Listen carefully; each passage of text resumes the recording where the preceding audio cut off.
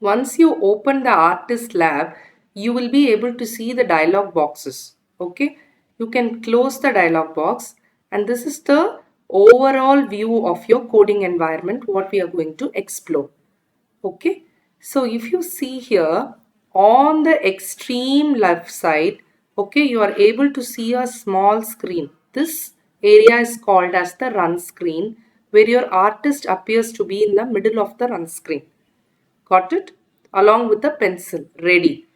Okay. On the right side, there is a blank white area which is empty and only when run present on it.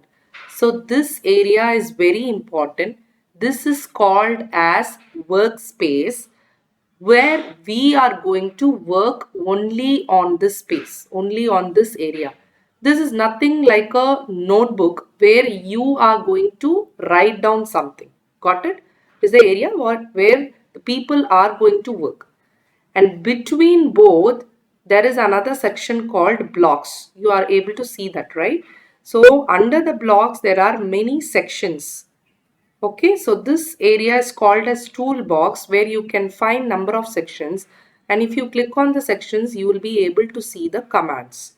Got it? So this is the breakup of all the three important places in your coding environment. So you have to know this before starting to code.